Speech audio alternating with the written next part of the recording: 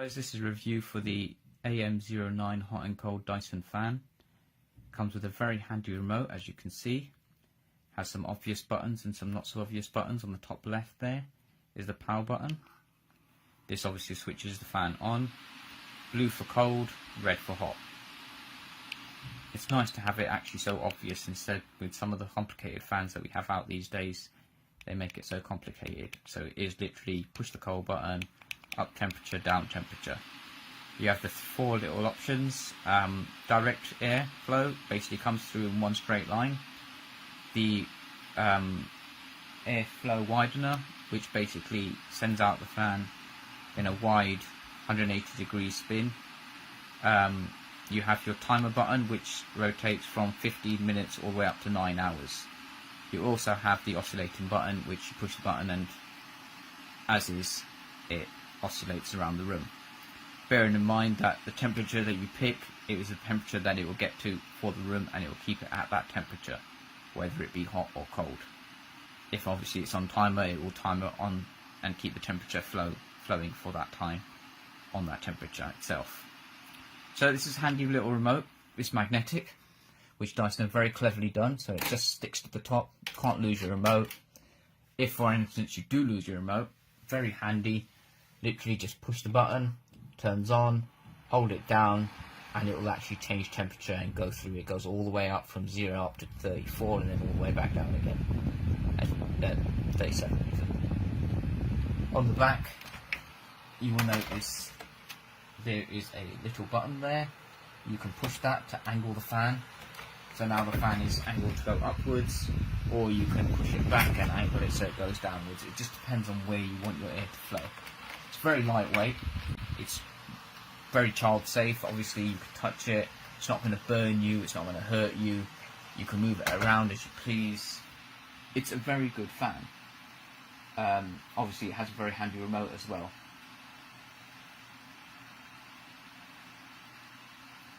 The things I really like about it is literally the lightweightness and child safety, very important in this household. Don't want any kids getting hurt. It's very quiet, it's very compact. It's used a lot in our house. We do love it. It has become our best friend. Obviously brilliant. With or without the remote it still works, which on some appliances these days don't work without their remotes. Cons are, it is expensive. Obviously if you do shop around, you can get it at a cheaper price, but it is worth its money. Obviously, if you have any questions at all, I'm very impressed with the product. I do love it. It is my best friend at the moment. If you do have any questions or any queries at all, please do not hesitate to contact us and just leave a message at the end. Thank you for listening. Take care. Bye-bye. I'm going to do a very quick product review of the Dyson AM09 hot and cool room fan. So we received this in the mail today, and I'm going to show you the contents of the package, and then we'll do a quick review of all of the features of this particular fan. When the fan arrived via FedEx, it actually arrived just like this. You can see the shipping label down here, but it's sealed in plastic, so I'm going to go ahead and take a knife and just carefully get rid of this plastic layer here.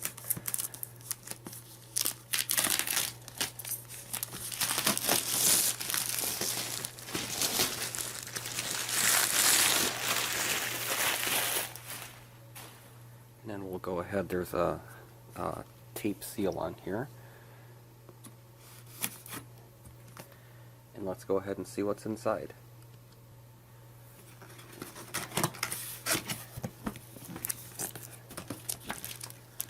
So first thing, we have our package information. This is all sealed. Seems to be very well packaged. This looks like the base, so there must be some assembly required.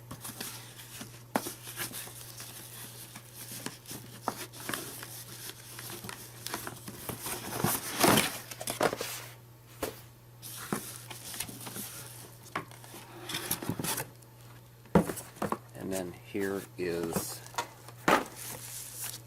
the main fan. So just a real quick review. Here we have our fan. The cord is in the box, there's another piece which looks like it's probably the base, and then the instruction manual. So those are the only items contained in this particular Dyson product. First thing I'm going to do is actually open up the manual here and see what we have and see what it tells us to do here.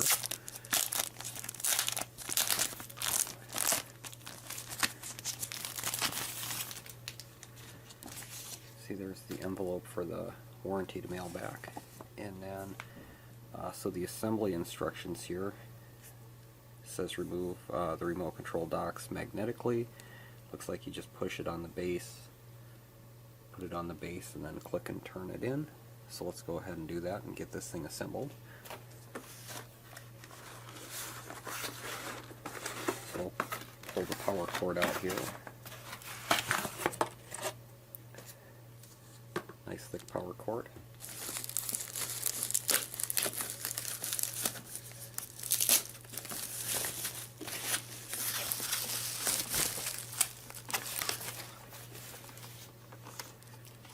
Here's the fan,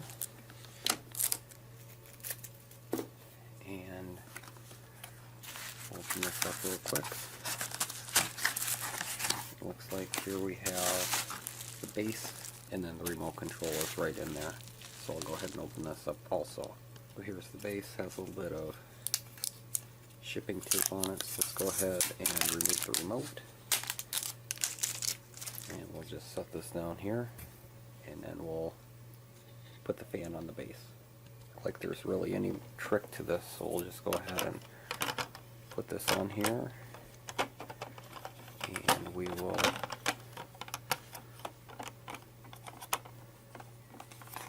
turn it till it clicks.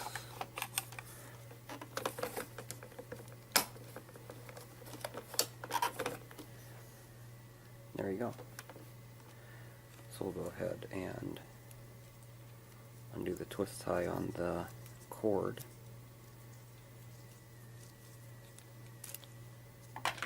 And it looks like a pretty decent cord length. I would estimate that to be at least about 4 feet.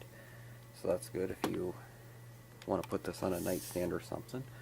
So let's go ahead, and I'm going to take a look at the manual here and see what we need to do next. Looking at the instruction manual here, it looks like we have about 2 pages of warnings and risks, safety features.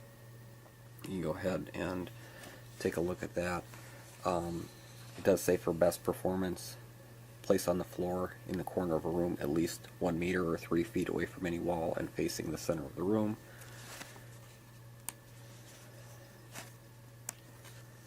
And then we'll go ahead and plug it in. Okay, I plugged it in and it is ready to go here. So let's take a look at what the instructions say next. It does say that each time the heating mode is selected, it conducts a short calibration cycle. Airflow will be automatically controlled during this cycle. Once the calibration cycle is complete, it will revert to the selected airspeed flow. So when it looks like when you turn this on and put it in the heat mode, it doesn't heat up right away. It goes through a calibration cycle. Okay, so I'm going to go ahead and push the power button and turn it on.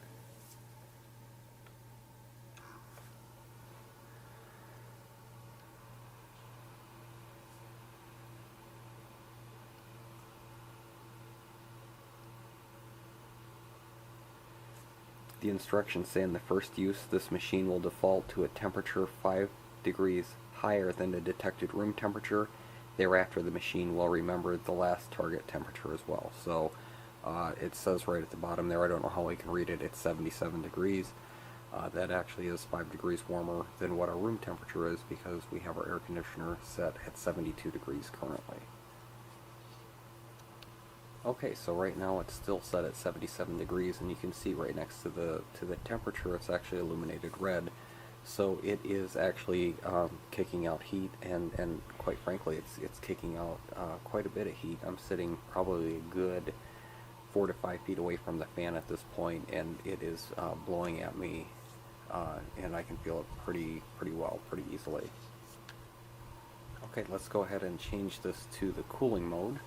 So I'm going to press and hold the button here. You you can see it's running through the temperature settings here.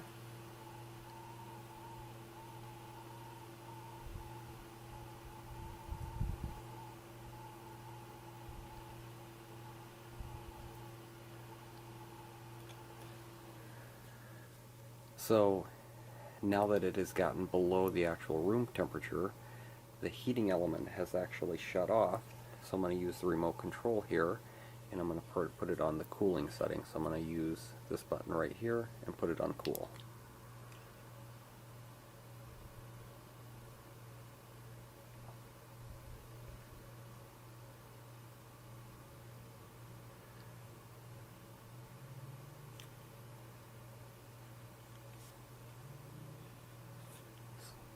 So now it's actually blowing cool air at us. So right now you can see that it's set at 0.1. That's fan speed setting 0.1. I'm going to use my remote here. Sorry, it's not focusing real well. So I'm going to go ahead and click up. So that's fan setting 2. Click up. Fan setting 3. Click up. Fan setting 4.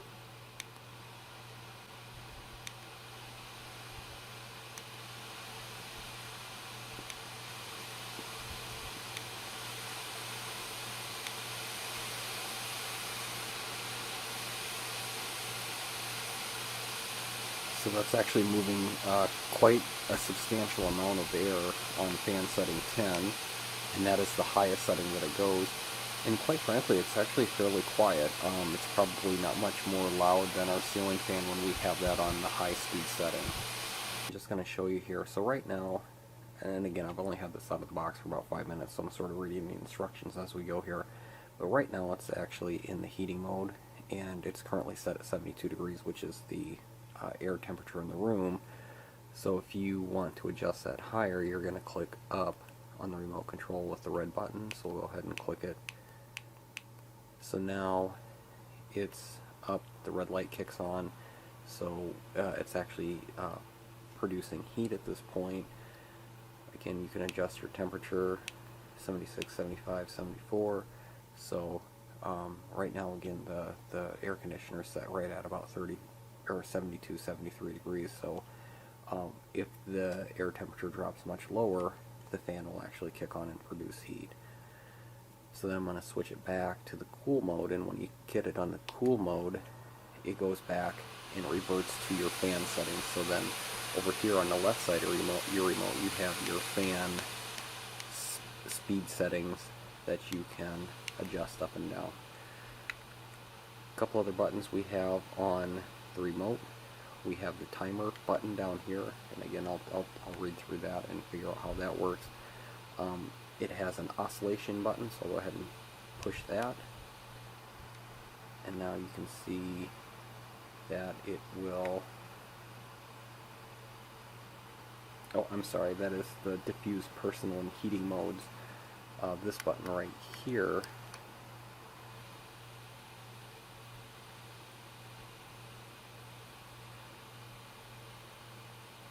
provides a narrower angle. This button, the two arrows, is actually the oscillation mode. So again, look at the instructions. So this button down here is diffused heating or diffuse cooling, where the air is actually more dispersed. This one here, it's more personalized, so the air setting is narrower, and then this button right here controls your oscillation mode. One of the other features on this particular device is you can change the angle. It doesn't have a mechanical setting, so you basically just have to change it manually.